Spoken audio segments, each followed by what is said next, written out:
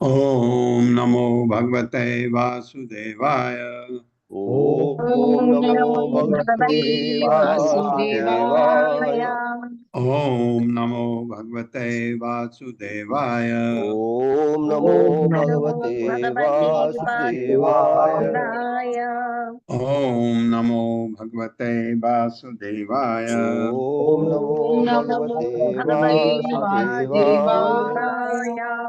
नारायणं नमस्कृत्य नारायणं नमस्कृत्य नरं चैव नरोत्तमं नरं चैव नरोत्तमं देवीं सरस्वतीं व्यासं देवीं सरस्वतीं व्यासं ततो जयमुदीरये। ततो जयमुदीरये।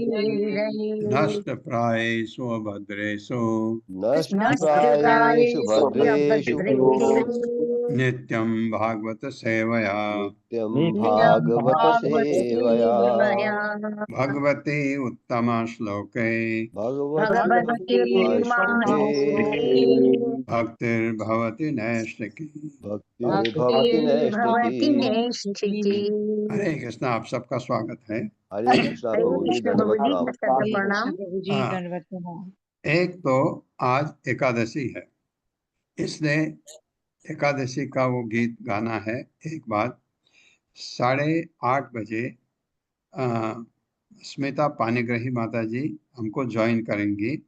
वो जगन्नाथ यात्रा के बारे में हमको थोड़ा ज्ञान देंगी। वहाँ की रहने वाली हैं, अटेंड भी किया उन्होंने रथ यात्रा। तो वो आएंगी तो 8:30 बजे तक ही हम क्लास लेंगे, उसके बाद उनको बोलने देंगे। फिर आपके कोई प्रश्न होंगे उनसे आप पूछ सकते हैं जगन्नाथ यात्रा के बारे में। तो पहले ये गाना कौन गाएंगे आज?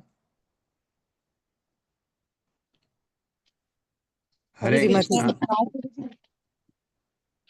दो जने हैं, एक तो अत्रेय माता जी हैं या ललिता माता जी, दोनों में से कोई ललिता एक माता जना। आज ललिता माता जी, लास्ट टाइम अत्री माता जी ने गाया था। हाँ ठीक है, ललिता माता जी। हरे कृष्ण प्रभु जी।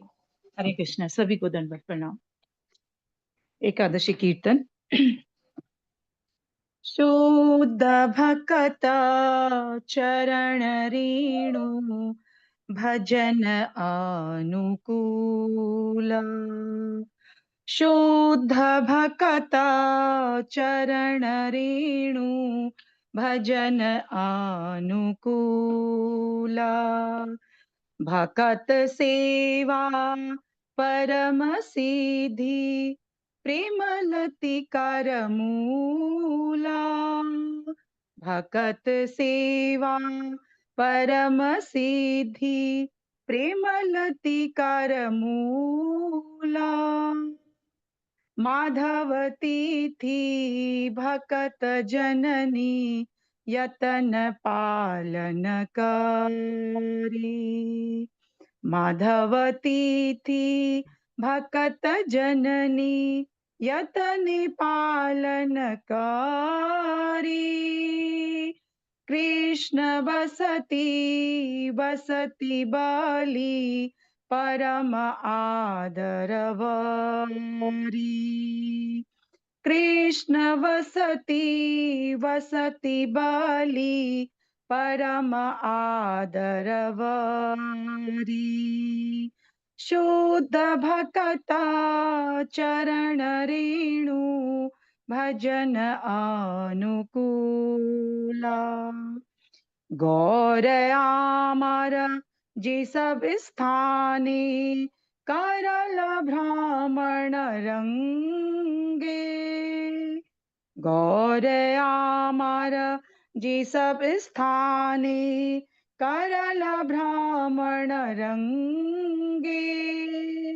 से सब स्थान हेरी बो आमी प्रणय भक्त संगी।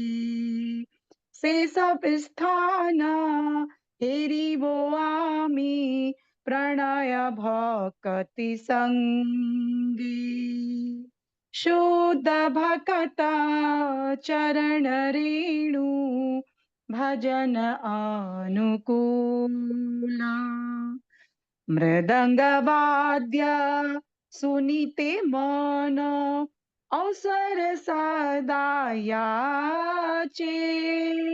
मृदंग वाद्य सुनीते मन अवसर सदा याचे। गौरविहित कीर्तन सुनी हृदय आनंद नाची। गौरविहित कीर्तन सुनी हृदय आनंद नाची। शुद्ध भकता चरण रेणु भजन अनुकूला। युगल मूर्ति देखिया मोर परम आनंद हया। युगल मूर्ति देखिया मोर परम आनंद हया। प्रसाद सेवा करिते हया सकल प्रपंच जाया। प्रसाद सेवा करिते हया सकल प्रपंच जाया। शुद्ध भक्त चरण रेणु भजन अनुकूल। जिदिन गृहे भजन देखी ग्रहते गोलोक भाया। जिदिन ग्रहे भजन देखी ग्रहते गोलोक भाया। चरण सिधु देखिया गंगा सुख न सीमा पाया। चरण सिधु देखिया गंगा सुख न सीमा पाया। शुद्ध भक्त चरण रेणु भजन अनुकूला। तुलसी देखी जुड़ाए प्राण माधव तोषणी जानी। तुलसी देखी जुड़ाए प्राण माधव तोषणी जानी। गौर प्रिय शाक सेवने जीवन सार्थक मानी। गौर प्रिय शाक सेवने जीवन सार्थक मानी। शुद्ध भक्त चरण रेणु भजन अनुकूला। भक्ति विनोद कृष्ण भजने अनुकूल पाय जाहा। भक्ति विनोद कृष्ण भजने अनुकूल पाय जाहा। प्रति दिवसे परम सुखे स्वीकार करता। प्रति दिवसे परम सुखे स्वीकार करता। शुद्ध भक्त चरण रेणु भजन अनुकूल। जय एकादशी जय माधव तिथि। एकादशी जय माधव तिथि। जय माधव तिथि जय एकादशी। एकादशी जय माधव तिथि। हरे कृष्ण प्रभु जी। हरे कृष्ण माता जी, बहुत धन्यवाद आपका।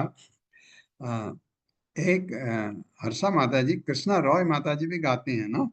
जी प्रभु जी, आज आज उनका देखा नहीं थे वो आज। हाँ, आज है नहीं, लेकिन हमें याद है। और भी जो गाते हैं प्लीज बताइएगा, आप जी जी गाइए कि प्रभु जी, मौका पल्लवी मिलेगा। माता जी और संदीप प्रभु जी को होस्ट बना दीजिए। अरे वाह,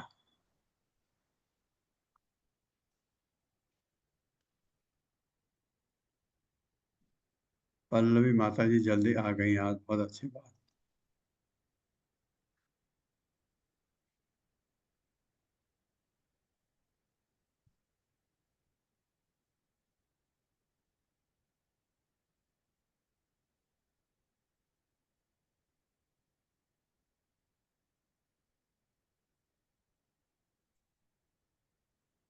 तो अब आपका स्वागत है। हम 8:30 बजे से, अगर वो जैसे स्मिता माता जी आएंगी, हम वैसे क्लास बंद करके उनको देंगे। उन्होंने मुझे कहा उनको कम से कम 20-25 मिनट चाहिए। तो अब भ्रमर गीत शुरू हो रहे हैं। ये इस भ्रमर गीत के, इस अध्याय का नाम ही भ्रमर गीत है। और ये ऐसा सुंदर है कि भौरे को राधा समझ रही है, ये कृष्ण का संदेश लेके आया है। बहुत सुंदर है। सामने उद्धव बैठे हैं, उनके मन में क्या विचार आते हैं। ये बहुत ही सुंदर गीत हैं, बहुत ध्यान से हमको सुनना है। ये कंप्लीट होने के बाद हमको दोबारा चांस नहीं मिलेगा। गोप्युवाच मधुपकितव बंधो मा स्पर्श अंघ्रिम सपत्न्या कुच बिलुलित माला कुंकुम श्मश्रुभिः नः वहतु मधुपतिः तन्मानिनीनां प्रसादं यदु सदसि विडम्ब्यं यस्य दूतः त्वम् ईदृक्। मेरे साथ पढ़िए धीरे धीरे। गोपी उवाच ऐसे पढ़ते हैं, गोप्यु वाचा है, गोपी उवाच संधि हो गई। गोपी उवाच गोप्युवाच मधुपकितव बंधो मा स्पर्श अंघ्रिम सपत्न्या मधुपकितव बन्धो मा स्पर्शाङ्घ्रि सपत्न्याः कुच बिलुलित माला कुंकुम श्मश्रुभिः नः कुचबिलुलितमाला कुङ्कुम श्मश्रुभिर्नः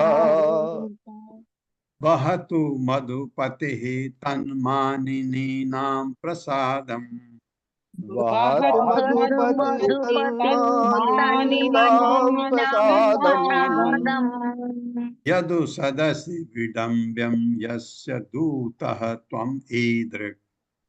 यदु सदसि विडम्ब्यं यस्य दूतस्त्वमीदृक्। गोपी वाच, गोपी ने कहा, मधुप, ये गोपी है राधा, मधुप हे भोरे, किताब ठक के बंदो हे मित्र, मां स्पर्श मत छूना, अंग्रिम पाँव को, सपत्न्या हमारी प्रतियोगिनी प्रेमिका का, कुछ स्तन, विलुलित गिरी हुई माला से, कुमकुम लाल रंग का अंगराग, श्मश्रुभिः मूंछों से, भौरे की मूछें होती है ना आगे, वो बाल जो होते मूछ, नहा हमारे, बहतु लाने दो, मधुपति ही मधुवंश के स्वामी, तत् उसका, मानिनी नाम स्त्रियों के लिए, प्रसादम कृपा या दया, यदु सदसी यदु की राजसभा में, विडम्बम उपहास का पात्र, यस जिसका, दूतः दूत, तुम ईदृक ऐसा। मेरे साथ पढ़िए। गोपी ने कहा, गोपी ने कहा, हे भौरे, हे भौरे, हे छलिए के मित्र, हे छलिए के मित्र। हाँ, छलिया भगवान कृष्ण है, वो सोच रहे हैं इसको भेजा है, ऐसा बहुत ही सुंदर। छलिए के मित्र, अपनी उन मूछों से, अपनी उन मूछों से मेरे पाँव को मत छूना, मेरे पाँवों को मत छूना। हाँ, क्या गलती किया उसने मूछों से, जो उस कुमकुम से लेपित हैं, जो उस कुमकुम से लेपित हैं, जो कृष्ण की माला में तब लग जाता था, जो कृष्ण की माला में तब लग जाता था, जब वो मेरी सौत के स्तनों द्वारा मर्दित होती थी। जब वो मेरी स्तनों द्वारा मर्दित होती थी। हाँ, उसको मत लगाना। कृष्ण अब मथुरा की स्त्रियों को तुष्ट करें। पर श्री कृष्ण को अब मथुरा की स्त्रियों को तुष्ट करने दो। हाँ, ऐसा उनको ऐसा मतलब भाव ये है कि अब मथुरा की स्त्रियों को वो कुमकुम तूने छुआ, मेरे पैर मत छूना उससे। जो व्यक्ति तुम जैसे दूत को भेजेगा, जो व्यक्ति तुम जैसे भेजेगा, वो यदु की सभा में, निश्चित रूप से उपहास का पात्र बनेगा। निश्चित रूप से उपहास का पात्र बनेगा। हाँ, क्या भाव है राधा का तात्पर्य में, सुनिए तात्पर्य माता जी। हरे कृष्ण पल्लवी माता जी। हरे कृष्णा माता जी, हरे कृष्णा प्रभु जी। तात्पर्य श्रील प्रभुपाद जी द्वारा श्रील प्रभुपाद जी की जय। राधा रानी भौरे को भगवान श्री कृष्ण का दूत समझकर उसे उलाहना देते हुए परोक्ष रूप से भगवान श्री कृष्ण को उलाहना दे रही है। उन्होंने भौरे को मधुप अर्थात फूलों के मधु को पीने वाला कहा और भगवान श्री कृष्ण को मधुपति, मधु का राजा कहा। श्री विश्वनाथ चक्रवर्ती इंगित करते हैं कि यह श्लोक तथा आगे के 9 श्लोक प्रेमिका द्वारा कहे गए 10 प्रकार के उपालंभों का उदाहरण प्रस्तुत करते हैं। इस श्लोक में प्रजल्प के गुणों का वर्णन है। जैसा कि श्रील रूप गोस्वामी ने उज्ज्वल नीलमणि 14.182 से उदाहरण देते हुए निम्नलिखित श्लोक में वर्णन किया है। असूयैर्ष्यामदयुजा यो अधीरण मुद्रया प्रियस्या कौशलोद्गारः प्रजल्पाः स तु कीर्त्यते। प्रजल्प वह कथन है जो किसी प्रेमी की कार्य अकुशलता की निंदा करता है, इसमें अनादर व्यक्त होता है। यह ईर्ष्या, द्वेष तथा अभिमान के भाव में कहा जाता है। श्री विश्वनाथ चक्रवर्ती इंगित करते हैं कि कितव बंधो शब्द ईर्ष्या का, सपत्न्यः से लेकर नह तक का पद द्वेष का, महास्पृशा अंघ्रिम अभिमान का, वहतु से लेकर प्रसादम तक का पद अनादर का और यदु सदस्य से लेकर श्लोक के अंत तक का पद भगवान श्री कृष्ण द्वारा राधा रानी के साथ अकुशलतापूर्ण व्यवहार को सूचित करते हैं। हरे कृष्ण। कितना कितना सुंदर लिखा है। ये प्रजल्प का यह कथन है जो बताया विश्वनाथ चक्रवर्ती ठाकुर ने। इसमें पूरे श्लोक में क्या क्या है कि ये प्रजल्प जो है, प्रजल्प के क्या मतलब है, जिसमें अपने प्रेमी की अकुशलता को दर्शाता है। और प्रेमी कौन है? कृष्ण है। राधा उनके अकुशलता को दर्शाने की बात कर रही है, जिसमें अनादर व्यक्त होता है। अनादर किस पर? भौतिक आध्यात्मिक स्तर पर, भौतिक स्तर नहीं। हमारा अनादर नहीं, ये दूसरा ही कुछ और है। देखिए, ये ईर्ष्या, किससे ईर्ष्या हो रही है उसको, राधा को आप समझ सकते हैं। द्वेष तथा अभिमान के भाव में कहा जाता है। तो विश्वनाथ चक्रवर्ती ठाकुर कहते हैं श्लोक में, कितब बंधो ईर्ष्या का, सपत्य से लेकर नह तक का पद द्वेष का, मां स्पर्श अंग्रिम अभिमान का, बहतु से लेकर प्रसादम तक का पद अनादर का और यदु सदस्य से लेकर श्लोक के अंत तक का पद कृष्ण द्वारा राधा रानी के साथ अकुशलता पूर्वक व्यवहार को सूचित करते हैं। ऐसे राधा का मन कैसे कर रहा है, अब धीरे धीरे समझते हैं। सकृदधर सुधाम वाम मोहिनीं पाययित्वा सुमनस इव सद्यः त्यजते अस्मान् भवादृक् परिचरति कथं तत्पाद पद्मं नु पद्मा हि अपि वत हृतचेता हि उत्तमः श्लोक जल्पे। मेरे साथ, सकृदधर सुधाम वा मोहिनीं पाययित्वा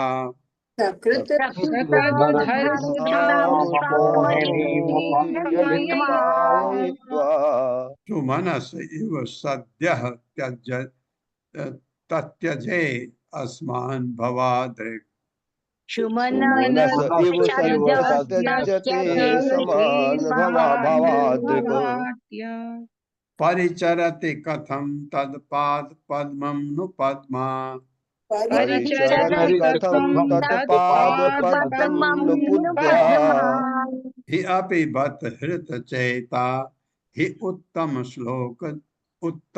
श्लोक जल्पैः।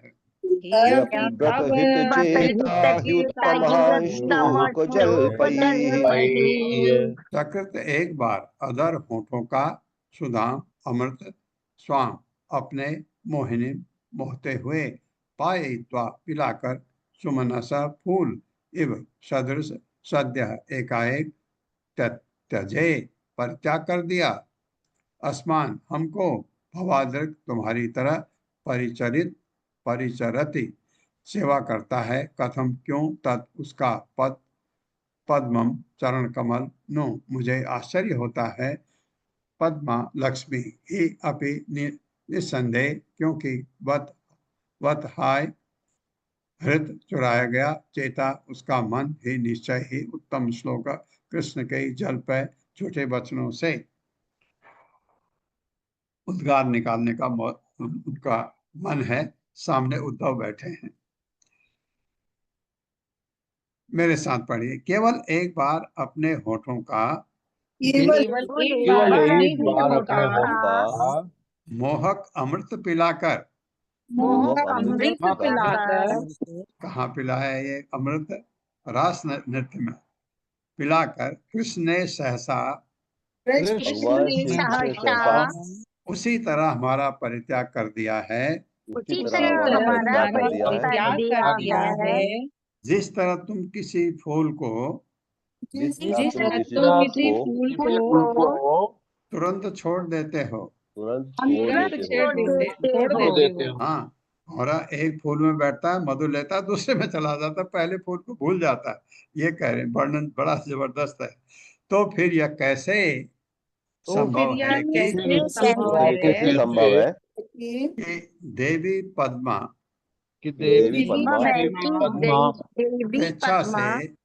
स्वेच्छा से उनके चरण कमलों की सेवा करती हैं। उनके चरण कमलों की सेवा करती है। हाँ, ऐसे होते हुए भी माँ लक्ष्मी ये करती है।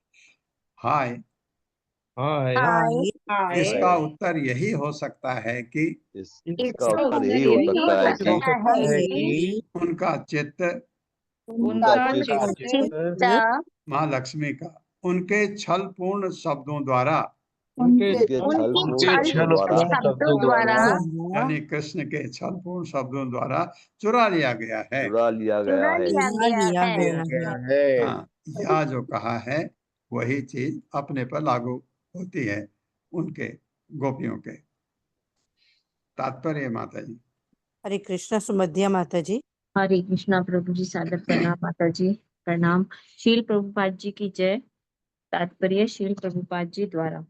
इस श्लोक में श्रीमती राधा रानी श्री कृष्ण की तुलना भोरे से करती जा रही हैं और दुखी होने के कारण वह कहती हैं कि लक्ष्मी द्वारा उनके चरण कमलों की निरंतर सेवा किए जाने का कारण यही हो सकता है कि वह कृष्ण के बहकावे में आ गई हो। शील विश्वनाथ चक्रवर्ती के अनुसार श्रीमती राधा रानी का यह कथन परिजल्प का उदाहरण है, जैसा कि उज्जवल नीलमणि 14.184 में वर्णित है। प्रभोर्निर्दीर्यताशार्थ चापल्या ध्योपपादनात् स्वविचक्षणताभ्यक्तिर्भग्या स्यात् परिजल्पितम्। परिजल्प का कथन है जो विविध युक्तियों द्वारा किसी की चतुरता को दिखलाता है और जिससे उसके स्वामी की क्रूरता, द्वेता, अविश्वसनीयता इत्यादि का पता चलता है। हरे कृष्णा। धन्यवाद माता जी, धन्यवाद प्रभु। हरे कृष्णा। तो किम इह बहु षड अंग्रे गायसि त्वं यदूनां, मैं ऊपर चला गया, अधिपतिम ग्रहाणाम अग्रतो नः पुराणम विजय सखीनां गीयतां तत्प्रसंगः क्षपित कुच रुजहते कल्पयन्ति इष्टम इष्टा। मेरे साथ। किम इह बहु षड अंग्रे गायसि त्वं यदूनां,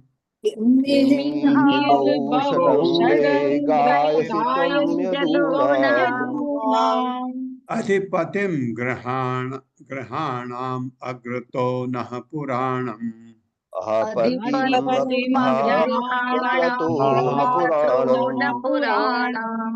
विजय सखीनां गीयतां तत्प्रसंगः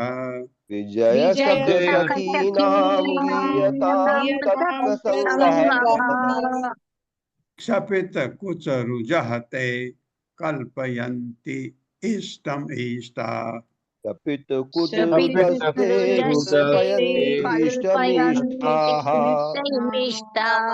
किम क्यों यहाँ बहु अधिक षड अंग्रे हे षटपद गायसी गा रहे हो तुम यदुनाम यदुओं के अधिपतिम स्वामी के विषय में अग्रहाणाम बिना घर बार वाले अग्रतः समक्ष न हमारे पुराणम पुरानी विजय अर्जुन के सख मित्र का सखी नाम मित्रों के लिए गीयताम गाया जाना चाहिए। तत् उसकी प्रसंग कथाएं क्षपित दूर हुई कुछ जिनके स्तनों की रुजह पीड़ा ते वे कल्पयंती प्रदान करेंगी इष्टम मन वांछित दान इष्टा अपनी प्रियाओं को। मेरे साथ हे भौरे हे भौरे तुम घर बार से रहित तुम घर बार से रहित हम लोगों के समक्ष हम लोगों के लोगों के समक्ष यदुओं के स्वामी के विषय में यदुओं के स्वामी के विषय में विषय में इतना अधिक क्यों गाए जा रहे हो? इतना अधिक क्यों गाए जा रहे हो? गाए जा रहे हो? ये कथाएं हमारे लिए अब पुरानी हो चुकी हैं। ये ये कथाएं कथाएं हमारे लिए पुरानी हो चुकी है। पुरानी हो चुकी है। अच्छा हो कि तुम अर्जुन के उस मित्र के विषय में अच्छा हो अच्छा कि हो तुम कि अर्जुन के तुम उस अर्जुन मित्र के के विषय में मित्र के विषय में उसकी उन नई सखियों के समक्ष जाकर गाओ उसकी कि उन नई सखियों के समक्ष जाकर गाओ जिनके स्तनों की दाहक इच्छा यानी काम इच्छा को जिनके जिनके स्तनों की दाहक इच्छा हमेशा को उसने शांत कर दिया है। अभी उसने शांत कर दी शांत है। कर दिया है। वे स्त्रियां अवश्य तुम्हें मन वांछित भिक्षा दान देंगी। वे वे वे स्त्रियां अवश्य तुम्हें मनोवांछित भिक्षा दान देंगी। भिक्षा दान देंगी। ये अर्जुन किसके लिए आया यहाँ पर? चलो पहले तात्पर्य पढ़ते हैं। हरे तात्पर्य कृष्ण माता रूमा माता जी। हरे कृष्ण माता जी। हरे कृष्ण प्रभु जी, दंडवत प्रणाम। पढ़िए। तात्पर्य श्रील प्रभुपाद के द्वारा श्रील प्रभुपाद की जय। श्रीमती राधा रानी अग्रहाणाम अग्रतो नह शब्दों से शोक प्रकट करती हैं कि यद्यपि उन्होंने तथा अन्य गोपियों ने माधुर्य भाव में भगवान श्री कृष्ण से प्रेम करने के लिए अपने घरों का परित्याग कर दिया, किंतु श्री भगवान उन्हें छोड़कर यदुओं की महानगरी के राजकुमार बन गए। विजय शब्द का अर्थ विजयी अर्जुन के अतिरिक्त भगवान श्री कृष्ण का भी सूचक है, क्योंकि वे सदैव विजयी होते रहते हैं। इसी तरह पुराणम शब्द पुराना अर्थात अर्थ बतलाने के अतिरिक्त यह भी सूचित करता है कि इसी नाम के प्राचीन वैदिक शास्त्रों में भगवान श्री कृष्ण का गुणगान होता है। इस श्लोक में श्रीमती राधा रानी के भाव में द्वेषपूर्ण क्रोध का बीज पाया जाता है, जो भगवान श्री कृष्ण के प्रति दिखने वाली उपेक्षा तथा भगवान कृष्ण की ओर लगी हुई व्यंग्यात्मक तिरछी चितवन से उत्पन्न होता है। इस तरह यह श्लोक उज्जवल नील मणि में आए विजल्प के वर्णन से मेल खाता है। व्यक्तया सूयया गूढ़मान मुद्रांतरालया अगद्विषी कटाक्षोक्तिर्विजल्पो विदुषं मतः। विद्वानों के अनुसार विजल्प व्यंग्यात्मक वाणी है, जो अग का वध करने वाले को संबोधित करती है, जो यह स्पष्ट रूप से द्वेष को भी व्यक्त करती है और उसी के साथ क्रोध युक्त अभिमान को भी इंगित करती है। हरे कृष्ण प्रभु जी, धन्यवाद। दंडवत। अरे धन्यवाद माता जी, बहुत सुंदर। पल्लवी माता जी, आपका विश्वनाथ चक्रवर्ती ठाकुर के कमेंट प्लीज बोलिए। बहुत बड़े बड़े लिखे हैं प्रभु जी। इसमें तो पूरा राधा रानी के डायलॉग्स और पूरा भौरा भी यहाँ पर बोल रहा है और राधा रानी भी बोल रही है। बोल रहे हैं, थोड़ा सा सुनाइए। जी, थोड़ा सा पहले श्लोक का मैं सुनाती हूँ कि विश्वनाथ चक्रवर्ती ठाकुर लिखते हैं कि अपने चरण कमलों की सुगंध के लिए लालच से भिनभिनाती हुई मधुमक्खी को देखकर राधा दिव्य उन्माद के प्रभाव के कारण आवेगपूर्ण ढंग से बोली। ये सब उज्जवल नीलमणि में ये जो महाभाव है, महाभाव राग अनुराग, जैसे हमने पिछले श्लोक में भी देखा था कि प्रेम के भी और अलग आगे स्तर है। भक्ति रसामृत सिंधु जहां पर समाप्त होता है प्रेम तक, और प्रेम के बाद जो भी प्रेम के भी नेक्स्ट स्टेजेस हैं वो उज्जवल नीलमणि में आते हैं। तो ये जो प्रेम है उसके भी स्टेजेस हैं बहुत सारे। तो जो माधुर्य रति है उसके, और फिर उसमें एक आता है स्नेह, मान, प्रणय, राग, अनुराग और महाभाव। तो ये जो महाभाव है इसमें भी जो पहला प्रकार है इसमें उसमें ये 8 प्रकार की दी है। चित्रजल्प में प्रजल्प, जो पहले श्लोक में विश्वनाथ प्रभुपाद जी का तात्पर्य में लिखे हैं, प्रजल्प, परिजल्प, विजल्प, उजल्प, समाजल्प, अवाजल्प, अभिजल्प, अजल्प, पर प्रतिजल्प और सुजल्प। मतलब कितना ये राधा रानी का जो अलग अलग भाव है। तो उसमें से एक जो पहला है, तो राधा रानी वहां पर प्रकट कर रहे हैं कि हे मधुमक्खी, एक दुष्ट धोखेबाज का मित्र, जो कि तो बंधु शब्द आया है। राधा फिर कारण गिनाती है, धोखेबाज का मित्र कहकर मधुमक्खी को बोलती है, और फिर कारण गिनाती है कि क्यों कृष्ण को धोखेबाज कहा जाना चाहिए।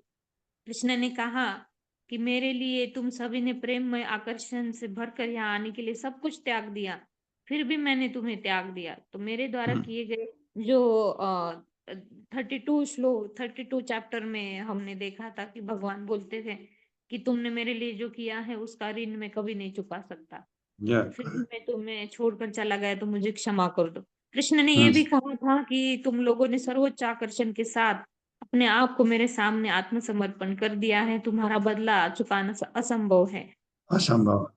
और अक्रूर के रथ पर बैठे हुए कृष्ण ने हम गोपियों को, जो उनसे आसन्न वियोग से दुखी थी, एक संदेश भेजा अक्रूर के साथ कि मैं शीघ्र ही मथुरा में वापस आऊंगा। ये कथन सब झूठे हैं, अतः कृष्ण का धोखेबाज कहना ही उचित होगा। हे मधुमक्खी, उस धोखेबाज के मित्र के रूप में तुम एक दूत की भूमिका निभा रही हो, इसलिए तुम मेरे चरण मत छुओ। और मधुमक्खी भिन भिनाती हुई आवाज कर रही है और कह रही है राधा रानी से, ये क्या है, क्या आप मुझे आपको प्रणाम करने नहीं देंगे? तो राधा रानी कहती है कि यदि कोई मधु पीने वाला मेरे पैरों को छुएगा तो वे अपवित्र हो जाएंगे, इसलिए यदि आप प्रणाम करना चाहते हो तो कुछ दूर रह उड़कर प्रणाम करें। राधा ने मधु शब्द का प्रयोग किया जिसका अर्थ है मदिरा पीने वाला। तो इस तरह कहा है, बहुत है आगे प्रभु जी, लेकिन हाँ, जब उसको ये माता उसको जी कल आए कल हैं। कल जी कल जी, से माता एक जी एक आए हैं। श्लोक ऐसा करेंगे माता जी। ये क्योंकि जी ये श्लोक 9 श्लोक बहुत ही 10 श्लोक पूरे इम्पोर्टेंट है बहुत। तो एक आपने आज बताया उसका विश्वनाथ चक्रवर्ती ठाकुर का, एक एक करके जाएंगे, एक एक करके कमेंट देके हुए पढ़ेंगे, क्योंकि जी हमको जी ये फिर दोबारा सुनने को मिलेगा नहीं, ये पूरा हो जाएगा। तो अब मैं स्मिता स्मिता माता जी। पानीग्राही माता जी को सौंप रहा हूँ, क्योंकि स्मिता पानीग्राही माता जी हमारे इवनिंग क्लास में को होस्ट हैं, और जब से ये हमारे भगवत गीता भागवतम की क्लास चली थी तब से वो जुड़ी हुई हैं, इस्कॉन कुलाई से, मंगलूर से जुड़ी हुई हैं, और हमारे इवनिंग क्लास में वो बहुत पहले से हैं। बहुत उनका सहयोग रहा है, क्लास को बहुत कंट्रीब्यूट किया उन्होंने। तो उन्होंने इवनिंग क्लास में ये लोगों ने विनती किया था मुझे कि उनको आप थोड़ा बोलने का मौका दें जगन्नाथपुरी जगन्नाथ यात्रा के बारे में। वहाँ की रहने वाली हैं, उड़ीसा की, और वो अभी अभी रथ यात्रा वो देख के भी आई हैं, गई भी हमारी रथ यात्रा में। तो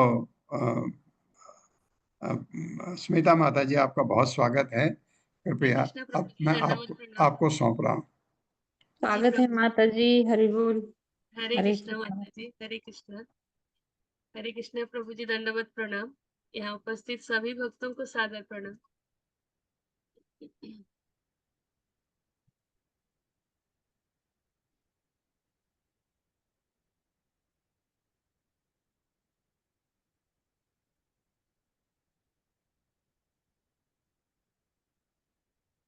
हरे कृष्ण। सबसे पहले मैं प्रभु जी को बहुत बहुत धन्यवाद देना चाहती हूँ। प्रभु जी, आवाज ठीक आ रही है? हाँ हाँ, बिल्कुल ठीक है, बोलते जी जाइए। मुझे ना सबसे पहले हमारे प्रभु को बहुत बहुत धन्यवाद। प्रभु जी मुझे मौका दिए कि भगवान ब्रह्मांड के स्वामी भगवान श्री जगन्नाथ के विषय में मैं कुछ बोल सकूं। ऐसे तो हम इतने सामर्थ्य ही नहीं है कि इतने बड़े भगवान के विषय में कुछ बोल पाऊं मैं, लेकिन कोशिश करती हूँ। अगर कहीं भी मेरे से कुछ भी भूल हो या कुछ भी गलती हो तो अज्ञानी समझकर मुझे कृपया माफ कर देंगे। और यहाँ उपस्थित सभी भक्तों को आज हरिशयनी एकादशी की बहुत बहुत शुभकामनाएं, शुभेच्छा। सबसे पहले मैं ब्रह्मांड के नायक राजाधिराज भगवान श्री पुरुषोत्तम जगत भगवान श्री जगन्नाथ जी के चरणों में हमारे सारे भक्तों की तरफ से प्रणाम करती हूँ। नीलाचल निवासाय नित्याय परमात्मने बलभद्र सुभद्राभ्यां जगन्नाथाय ते नमः। इसका अर्थ है समस्त जीवात्माओं के हृदय में परमात्मा के रूप में स्थित शाश्वत परम पुरुषोत्तम भगवान श्री जगन्नाथ जी को विनम्र दंडवत प्रणाम करती हूँ। श्री नीलाचल क्षेत्र पुरी धाम में अपने बड़े भाई भगवान बलदेव तथा अपने बहन सुभद्रा देवी के साथ वास करते हैं। दोलिश्च दोल गोविंद चापि च मधुसूदन रथे तु वामन दृष्ट्वा पुनर्जन्मं न विद्यते। अर्थात दोल पूर्णिमा में जैसे होली के उत्सव में भगवान आते हैं गोविंद के रूप में उनको दर्शन करने से, और नरेंद्र पुष्करिणी में नौका विहार करते समय श्री मधुसूदन जी के रूप में, और वामन के रूप में रथ के ऊपर भगवान विराजमान करते हैं श्री जगन्नाथ जी, उनको दर्शन करने से ये जन्म मृत्यु के चक्र से मनुष्य को मुक्ति मिल जाती है, उसकी पुनर्जन्म और नहीं होती। हरे कृष्ण। अभी मैं पुरी के विषय में, जगन्नाथपुरी के विषय में कुछ बोलने जा रही हूँ। जैसे पुरी क्षेत्र, इसको शंख क्षेत्र भी बोला जाता है क्योंकि उसका पुरी का क्षेत्र शंख के रूप में है और सबसे बीच में भगवान जगन्नाथ जी के मंदिर विराजमान है, वहाँ भगवान विराजमान है, इसीलिए इसको शंख क्षेत्र भी बोला जाता है। ये है जगन्नाथपुरी। आप सब बहुत भक्त देखे होंगे, दर्शन किए होंगे भगवान जी के।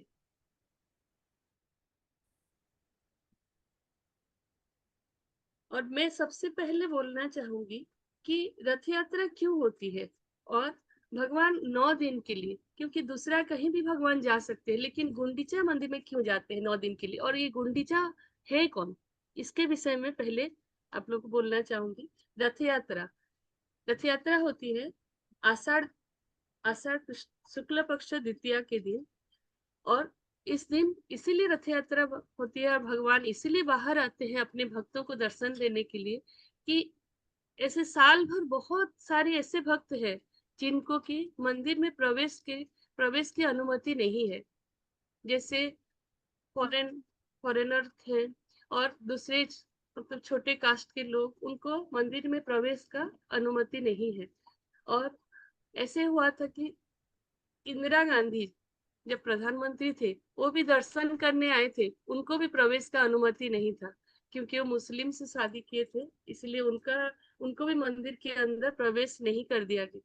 भगवान साल में एक बार आते हैं अपने सारे भक्तों को दर्शन देने के लिए, क्योंकि बहुत भक्त देख नहीं पाते, बाहर पतितपावन को दर्शन करके आते हैं और भगवान के श्री विग्रह को दर्शन कर नहीं पाते बहुत सारे भक्त, इसलिए भगवान अपने सारे भक्तों को दर्शन देने के लिए रथ यात्रा के दिन आते हैं मंदिर से बाहर अपने रत्न सिंहासन को छोड़ के। और गुंडीचा है इंद्रद्युम्न, जो कि भगवान के विग्रह का निर्माण कराए थे, उनकी पत्नी का नाम है गुंडीचा। जब भगवान का विग्रह निर्माण हुआ और प्रतिष्ठा की इंद्रद्युम्न महाराज, तब इंद्रद्युम्न महाराज भगवान को बोले कि मेरा कोई संतान ना हो, क्योंकि अगर मेरा संतान कोई होगा तो वो आगे जाके बोलेगा ये हमारा मंदिर है, ये मेरे मतलब पूर्व पुरुष बनाए हैं, इसीलिए इंद्रद्युम्न भगवान से निवेदन किया कि मेरा कोई भी संतान ना हो। ये बात जब गुंडीचा उनकी पत्नी सुने तो उनको बहुत दुख हुआ और बहुत रोई। तो भगवान उनको बोले कि मैं हर साल 9 दिन के लिए आपके पास आऊँ। आप मेरे माँ हैं और आपके पास मैं आऊंगा 9 दिन के लिए। आपसे आपके हाथ का खाना खाऊंगा और मैं आप ही के पास रहूंगा 9 दिन। इसीलिए भगवान आते हैं ये 9 दिन के लिए गुंडीचा मंदिर। ये मंदिर को गुंडीचा इसीलिए बोला जाता है, उनकी पत्नी का नाम गुंडीचा है। और जैसे भगवान अपने, हम लोग जैसे श्राद्ध करते हैं अपने अपने पितृ पुरुषों के लिए, भगवान भी ऐसे मार्गशीर में 3 दिन पूरी में भी श्राद्ध भगवान को किया जा, भगवान करते हैं अपने पिता माता के लिए। जैसे 3 दिन किया जाता है, चतुर्दशी के दिन, मार्गशीर चतुर्दशी के दिन, अमावस्या के दिन और प्रतिपदा के दिन। पहला दिन अदिति और कश्यप वामन के रूप में जो उनके भगवान आए थे, उनकी मम्मी पापा माँ पापा थे अदिति और कश्यप।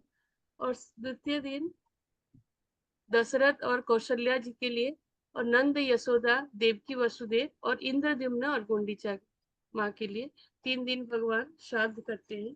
उस दिन भगवान पूरा सफेद कपड़े में रहते हैं। अभी हम शुरू करते हैं देवस्नान पूर्णिमा में। ज्येष्ठ पूर्णिमा को देवस्नान पूर्णिमा बोला जाता है। उस दिन भगवान अपने रत्न सिंहासन से आते हैं स्नान मंडप में। अब अगर पुरी गए हैं तो देखे होंगे, आनंद बाजार के पास होता है स्नान मंडप।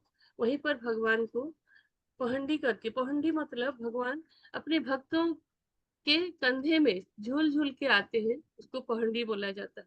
और पहंडी 2 प्रकार के होते हैं, एक है धाड़ी पहंडी, एक है गोटी पहंडी। गोटी पहंडी मतलब रत्न सिंहासन से एक एक विग्रह को लाके विराजमान किया जाता है, फिर दूसरे विग्रह को लाया जाता है, उसको बोलते हैं गोटी पहंडी। और धाड़ी पहंडी मतलब एक साथ, जैसे पहले सुदर्शन जी, चतुर्धा मूर्ति जैसे सुदर्शन जी को पहले लाया जाता है, फिर सुभद्रा जी, बलदेव जी, और एक साथ धाड़ी, मतलब उड़िया में धाड़ी बोलते हैं लायन को। धाड़ी पहंडी 2 प्रकार के पहंडी होता है। तो भगवान को लाया जाता है गोटी पहंडी में देवस्नान पूर्णिमा के दिन, और भगवान को विराजमान किया जाता है स्नान मंडप में। और 108 कलश जल से, सुभाषित जल मतलब उसमें बहुत सारा जैसे खुशबू वाला पानी में भगवान को नहलाया जाता है। जगन्नाथ जी को 35 कलश पानी में, बलदेव जी को 33 कलश, सुभद्रा जी को 22 कलश, और सुदर्शन महाराज जी को 18, मतलब टोटल 108 कलश पानी में भगवान को स्नान किया जाता है। जब भगवान स्नान करते हैं उस दिन से भगवान को, शाम से भगवान को फीवर होना शुरू होता है। उनका बोला जाता है उनका पूरा शरीर गर्म होने लगता है। तब भगवान को, और मंदिर अपने रत्न सिंहासन में भगवान को नहीं लिया जाता है, उनको अणसर घर, मतलब वहां पर 15 दिन भगवान की गुप्त नीति किया जाता है। गुप्त नीति मतलब बाहर के कोई भी भक्त देख नहीं सकते, और कोई अंदर भगवान का 15 दिन कोई दर्शन कर नहीं सकते। उस दिन वही 15 दिन भगवान के जो विश्वावसु सुने होंगे आप, विश्वावसु जो पहले भगवान को अपने पास रखे, भगवान के वंशज बोलते हैं, इनका वंशज जो, वही लोग भगवान का ये रथ यात्रा मतलब नीलाद्री विजय तक वही लोग भगवान का सेवा करते हैं, विश्वावसु के वंशधर। उनको दैतापति बोला जाता है। लेकिन बाकी साल भर पंडा अलग करते हैं, लेकिन ये इतना दिन देवस्नान पूर्णिमा से लेके नीलाद्री विजय तक दैतापति जो विश्वावसु के वंशज वही सेवा करते हैं भगवान की। तो भगवान को लिया जाता है अणसर गृह। अणसर गृह में चारों तरफ बंद रहता है, कहीं अंदर से आपका आवाज भी नहीं आता है, और भगवान को उनकी गुप्त नीति और उनकी सेवा किया जाती है। ये अणसर 15 दिन। और जब भगवान अणसर गृह में जाते हैं उस टाइम वहां मंदिर में ये जैसे पटचित्र बोलते हैं, इनकी पूजा की जाती है। जैसे एक इसमें फोटो किया जाता है, भगवान का फोटो रहता है, तीनों विग्रह का आप देख पा रहे हैं, उनका पूजा किया जाता है ये 15 दिन। देवस्नान पूर्णिमा के दूसरे दिन से रथ द्वितीया के पहले दिन जब नवजौवन दर्शन होता है उतना दिन भगवान इसी में, ये पट्टचित्र बोलते हैं, उसी में भगवान को पूजा किया जाता है। इसको रखा जाता है मंदिर में रत्न सिंहासन में। ये है। और ये 15 दिन जब भगवान का विग्रह को कोई भक्त दर्शन कर नहीं पाते, वहीं से पुरी के पास है 10-15 किलोमीटर होगा अलारनाथ मंदिर, वहां भगवान विष्णु जी के रूप में दर्शन देते हैं ये 15 दिन। ये है अलारनाथ, ये मंदिर में सब जाते हैं भक्त दर्शन करने ये 15 दिन। अणसर गृह में भगवान जब रहते हैं और वही 15 दिन वहाँ खीर का भोग लगता है। जैसे बाकी दिन मंदिर में 60 कोटि जैसे भगवान का भोग लगता है, अन्न प्रसाद होता है, ये अन्न प्रसाद इस टाइम नहीं होता है, खाली खीर का भोग लगता है अलारनाथ में। और भगवान को जो 15 दिन फीवर होता है उसके बीच में पंचमी के दिन फुलुरी तेल बोलते हैं, एक तेल जो मिट्टी के बर्तन में रखा जाता है और एक साल तक वो मिट्टी के नीचे रखा जाता है ये तेल। और एक मोटर से उसको लाया जाता है भगवान के पास और उसमें ये तेल से भगवान का शरीर की मालिश किया जाता है, भगवान जल्दी स्वस्थ होंगे बोल के। पंचमी के दिन उसमें बहुत सारा मेडिसिनल प्लांट का उसमें तेल में डाला जाता है, एक साल तक वो मिट्टी के नीचे रहता है। उसके बाद मेडिसिन, जैसे हमको फीवर होने से हम मेडिसिन खाते हैं तो भगवान भी मेडिसिन खाते हैं। ये 10 मूल मोदक, 10 मतलब 10 प्रकार का आयुर्वेद का चीज मिला के उनका एक बनाया जाता है, मोदक जैसे बनाया जाता है और भगवान का इसमें लगता है 10 मूल। उसको ये खाने के बाद भगवान स्वस्थ होते हैं और राजा जी के पास उनके पास खबर जाता है कि भगवान अभी स्वस्थ हो गए। उसके बाद रथ यात्रा के पहले दिन नवजौवन दर्शन किया जाता है। एक छूट गया मेरे से।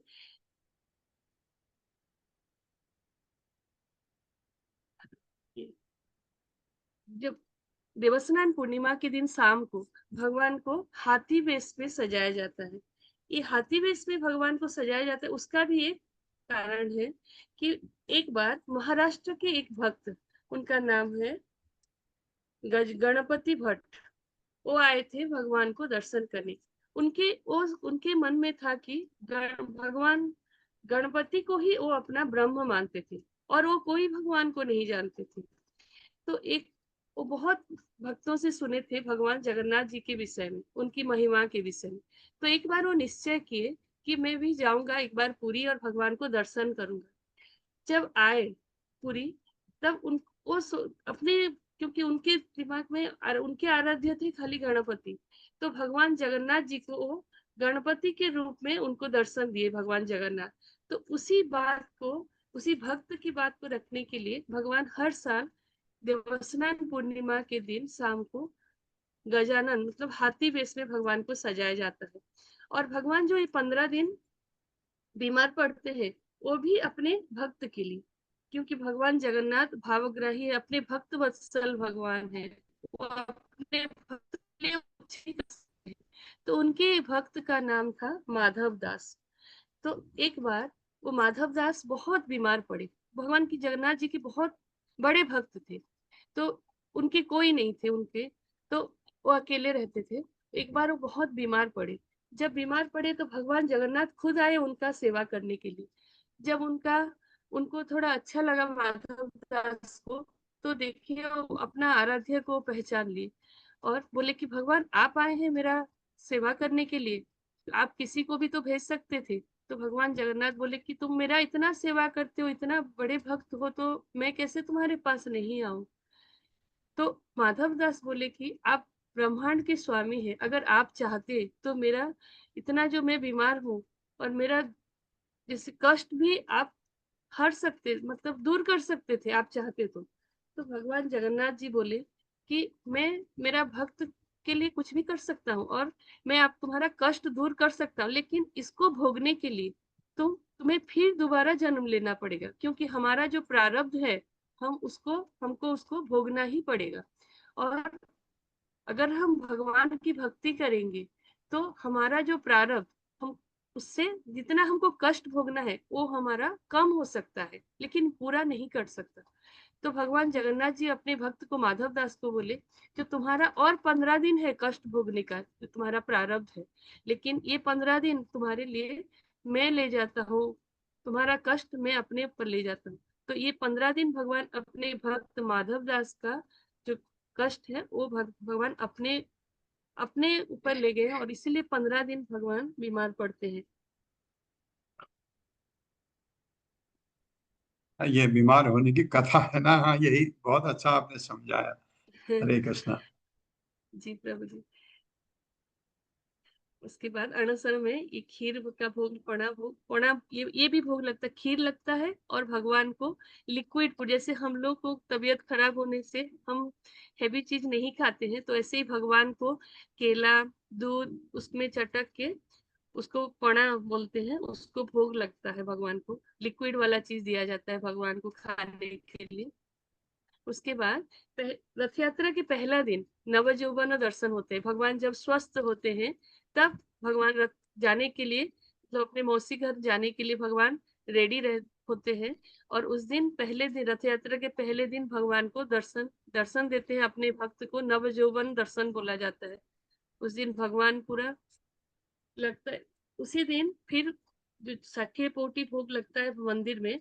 जैसे इतना दिन भगवान जो नहीं खाते हैं, तो भगवान का चेहरा सूखा रहता है, सूख जाता है।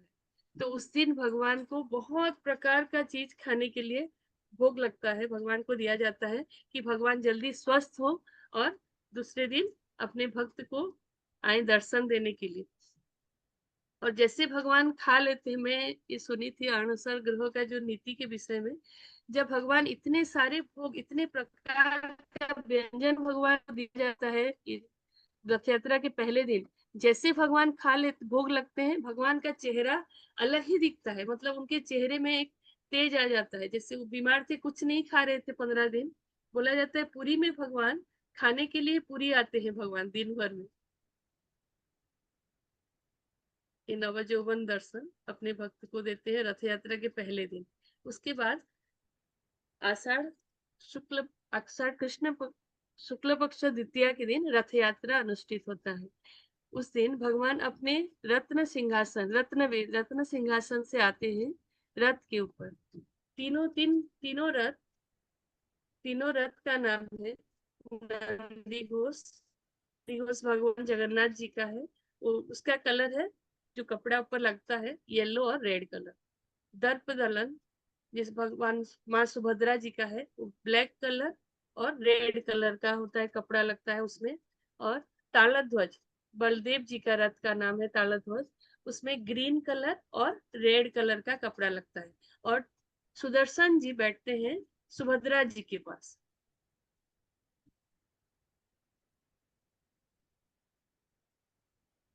ये बलदेव जी, सुभद्रा जी पौंडी करके, उनको ढाड़ी पौंडी से आते हैं। आनंद बाजार देखिए, भगवान को पौंडी करके, उनका ऊपर जो लगा है टाहिया बोला जाता है, उसमें भगवान झूल झूल पौंडी, मतलब झूल झूल के अपने भक्त के कंधे में आते हैं। और तीनों रथ में विराजमान किया जाता है। चार चतुर्धा मूर्ति को देख पा रहे हैं। रथ पहला येलो और रेड कलर है नंदी घोष, जो भगवान जगन्नाथ जी का है। ब्लैक और रेड है दर्प दलन, सुभद्रा जी का है, माँ सुभद्रा जी का। और ग्रीन और रेड बलदेव जी का है, वो तालध्वज बोला जाता है।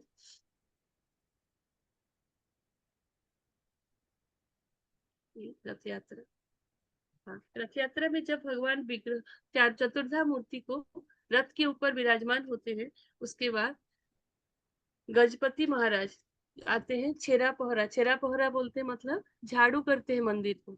इससे इससे यह भगवान सबको, अपने भक्त को ये सूचित कराना चाहते हैं कि भगवान के सामने राजा भी जैसे हैं, उनके भक्त भी वैसे। भगवान के सामने सब कोई एक है। और राजा तीनों रथ को पानी से चंदन का पानी छिटक के उनको झाड़ू से, तीनों रथ को झाड़ू करते हैं, उसको बोलते हैं छेरा पहरा, शुद्ध करते हैं राजा। जब राजा जब तक नहीं आते हैं रथ आगे नहीं बढ़ता है। सबसे आद्य सेवक बोला जाता है राजा गजपति महाराज को।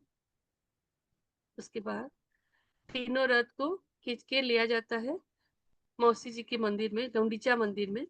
ये देख रहे हैं गुंडीचा मंदिर। गुंडीचा मंदिर में तीनों रथ को लिया जाता है। फिर उसके बाद दूसरे दिन भगवान को फिर पहुंडी करके गोटी पहुंडी में लिया जाता है आड़पो मंडपो। जैसे आपका श्री मंदिर में रत्न सिंहासन, रत्न मंडप बोला जाता है भगवान जहाँ बैठते हैं, लेकिन गुंडीचा मंदिर में उसको आड़पो मंडपो बोलते हैं। वहां पर भगवान चतुर्धा मूर्ति को विराजमान किया जाता है पहुंडी करके। गोटी पहुंडी मतलब एक विग्रह को लाके लेके रखा जाता है, फिर दूसरे विग्रह को लिया जाता है, उसको बोलते हैं गोटी पहुंडी। ये देख पा रहे हैं गुंडीचा मंदिर। रथ द्वितीया के दिन के 5 दिन बाद आता है हेरा पंचमी।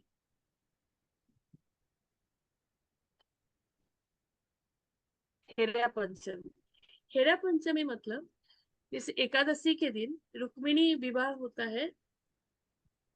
रुक्मिणी विवाह होने के बाद भगवान जब 3 दिन मतलब जैसे चौथी होता है हम लोग का किया जाता है शादी के बाद, चौथी होने के बाद भगवान को देवस्नान ज्येष्ठ पूर्णिमा की जो पहले शुक्ल पक्ष एकादशी को रुक्मिणी विवाह होता है। उस दिन लक्ष्मी जी के साथ भगवान जगन्नाथ जी का विवाह किया जाता है मंदिर में। तो चतुर्थी उनका होने के बाद देवस्नान पूर्णिमा आता है। तब भगवान अपनी पत्नी को, नया शादी किए हैं, अपने पत्नी को छोड़ के आते हैं भगवान स्नान मंडप पर। उसके बाद भगवान का तबीयत खराब, फीवर हो जाते हैं। 15 दिन लक्ष्मी जी उनका दर्शन कर नहीं पाते हैं। तब भगवान जब स्वस्थ होते हैं अपने भाई बहन के साथ आ जाते हैं अपने मौसी के घर, अपनी पत्नी लक्ष्मी जी को छोड़ के, और उनको बताते भी नहीं है और आ जाते हैं अपने मौसी के घर अपने भाई बहन के साथ। तब लक्ष्मी जी इतने दिन भगवान का दर्शन मतलब क्या परेशान हो जाते हैं और बिमला जी के पास जाते अपना दुख बोलने के लिए। तो बिमला जी उनको बोलते हैं आप जाके भगवान से मिलो और भगवान से बात करो, आपको छोड़ के गए हैं भगवान, आप जाके मिल के आइए। तब लक्ष्मी जी आते हैं भगवान से मिलने के लिए पंचमी की मतलब रथ द्वितीया के 5 दिन बाद पंचमी आती है, हेरा पंचमी बोला जाता है उस दिन। तो लक्ष्मी जी आते हैं भगवान से मिलने के लिए। तब अब जब देखते हैं गुंडीचा मंदिर में लक्ष्मी जी जाते हैं और देखते हैं कि भगवान अपने भाई बहन से के साथ बहुत खुश है और भोजन कर रहे हैं, तो लक्ष्मी जी को बहुत खराब लगता है अंदर से कि मुझे छोड़ के आए हैं और अपने भाई याद भी मुझे नहीं कर रहे, अपने भाई बहन के साथ कितने खुश हैं। तो लक्ष्मी जी को बहुत अभिमान होता है और वो वापिस आ जाते हैं भगवान से बिना मिले। और आके इतना उनका मन में गुस्सा आता है कि नंदी घोष का एक लकड़ी तोड़ के आ जाते हैं मंदिर में। उनको इतना खराब लगता है कि उनको अपने याद भी भगवान उनको नहीं करते हैं लक्ष्मी जी को। उस दिन ये देखिए लक्ष्मी जी आ रहे हैं भगवान से मिलने और बिना मिले वापिस भी चले जाते हैं। तो जैसे भगवान को उनका लक्ष्मी जी का बात पता मतलब भावना पता चल जाता है, भगवान अपना एक अधर चुम्बन तो आज्ञा माला जो बोलते भगवान जो पहने हुए माला लक्ष्मी जी को भेजते हैं और बोलते हैं कि मैं जल्दी वापस आ जाऊंगा आपके पास।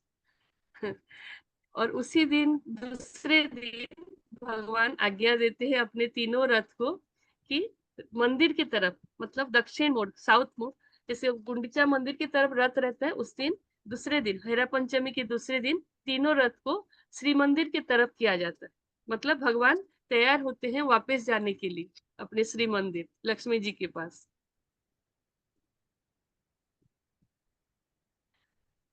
फिर आते हैं 10वें दिन। 10वीं दिन जैसे कल था 10वीं बाहुड़ा दशमी, उस दिन भगवान फिर अपने भाई बहन के साथ वापस आते हैं अपने श्री मंदिर में। उनको पहंडी करके तीनों रथ में भगवान को विराजमान किया जाता है धाड़ी पहंडी में।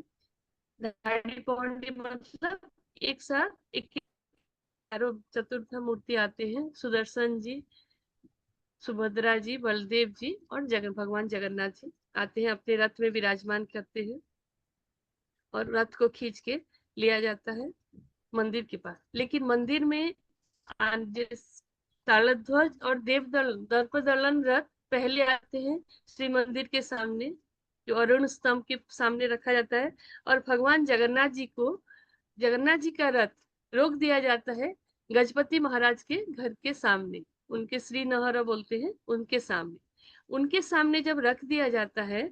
ये कल का नीति आप टीवी में देखे होंगे, उसमें लक्ष्मी नारायण भेंट होते हैं। लक्ष्मी नारायण भेंट मतलब लक्ष्मी जी गुस्सा से आते हैं अपने, ये आप देख रहे हैं बीच में लक्ष्मी जी अपने सिंहासन में बैठ के आए हैं भगवान से मिलने के लिए, कि आप मेरे को बोले थे जल्दी आने के लिए और इतना दिन लेट कर दिया, आप नहीं आए मेरे जल्दी, तो इसलिए झगड़ा करने के लिए लक्ष्मी जी आते हैं भगवान से।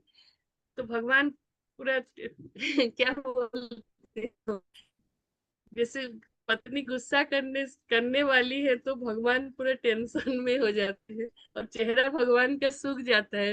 मंदिर के गजपति महाराज के घर के सामने नंदीघोष रथ को रखा जाता है और गजपति महाराज आते हैं कि भगवान जगन्नाथ जी के और लक्ष्मी जी के बीच में जो मतलब अभिमान है, जो झगड़ा हुआ है, उसको उसकी ये करने समझौता करने के लिए खुद आते हैं राजा। ये देख रहे हैं नीचे का फोटो, लक्ष्मी जी को गणपति महाराज खुद पकड़े हैं और दर्शन करा रहे हैं भगवान जगन्नाथ जी का, कि दोनों का जैसे एक दूसरे से दोनों का नयन जैसे मिलेगा तो दोनों के बीच में जो है अंदर की जो मन मुटावट है वो दूर हो जाए। उसके बाद लक्ष्मी जी का जो पालिंकी को भगवान जगन्नाथ जी के नंदीघोष के रथ के चारों तरफ एक बार प्रदक्षिणा करती है माँ लक्ष्मी जी, और भगवान उनको बोलते हैं आप जाओ, मैं जल्दी आपके पास वापस आ जा रहा हूँ। तो भगवान का जो पहना हुआ एक माला उनको लक्ष्मी जी को लाके पहनाया जाता है,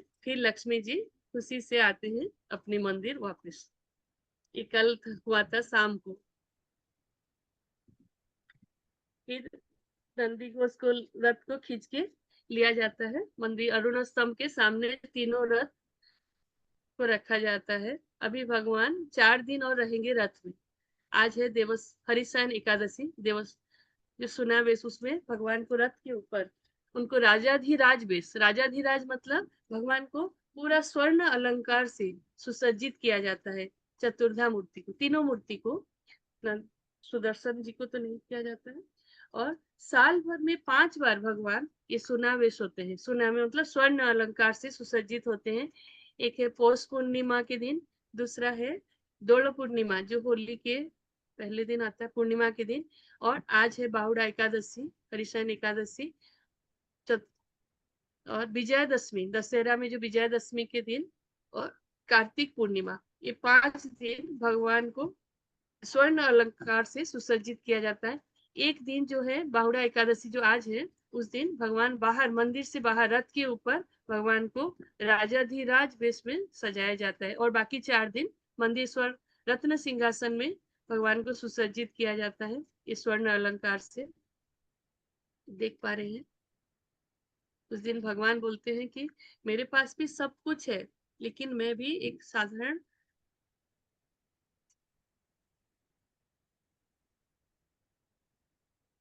देख पा रहे हैं भगवान को कितने मोहन जो बोलते हैं स्वर्ण अलंकार से सुसज्जित किया गया है। उनका 2 हाथ पैर सब लगाया जाता है सोने का, ये देख पा रहे हैं मंदिर के अंदर से।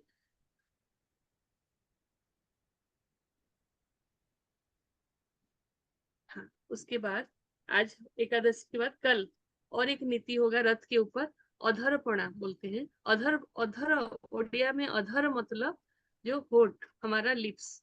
अधरपणा मतलब जैसे मिट्टी का जो बर्तन तीनों रथ में, तीनों विग्रह के सामने 3-3 मिट्टी का बर्तन जो आप देख पा रहे हैं उसको रखा जाता है, जो कि ऐसा साइज का बनाया जाता है कि वो भगवान का होठ होठ तक टच होगा, उनका अधर अधर बोलते हैं उसको।